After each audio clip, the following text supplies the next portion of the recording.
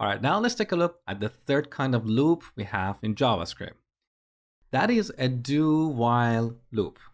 Do-while loops are very similar to while loops, but they're slightly different. It's easier to show you in code.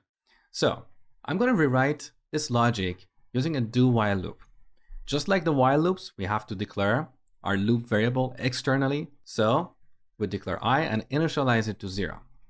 Okay, now if we save the changes, we're going to get an error. Identifier I has already been declared.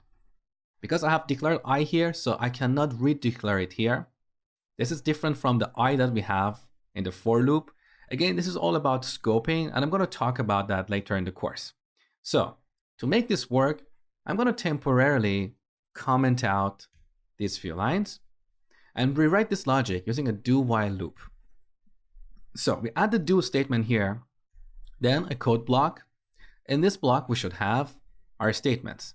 So I'm going to borrow them from our while loop, copy these, paste them here. And then finally, at the end of this block, we add the while statement along with our condition. That is I less than or equal to 5, followed by a semicolon. Now you might be wondering, what is the difference between a while loop and a do-while loop? Do-while loops are always executed at least once, even if this condition evaluates to false. Let me show you what I mean. So I'm going to temporarily comment out these few lines and bring back our while loop. Also, we don't need this for block for now, so let's comment it out. Now, if we save the changes, we get 135 on the console.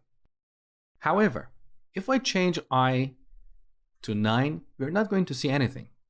Because the first time we try to execute this while loop, this condition evaluates to false. So these statements are never executed. So save the changes. Look, there's nothing in the console. So in while loops, this condition is evaluated ahead of time at the beginning of every iteration. In contrast, in do-while loops, this condition is evaluated at the end.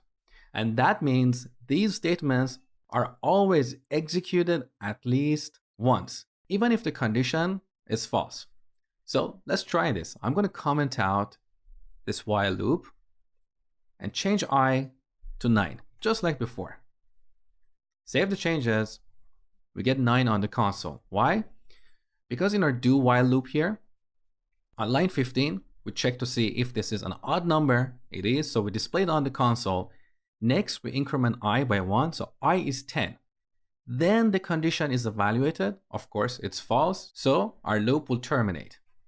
Now, realistically, you're not going to use this do-while a lot in programming. There are situations you may want to use this, but in practical terms, most of the time you'll be using a for or a while loop. Just be aware of the difference between a while loop and a do-while loop.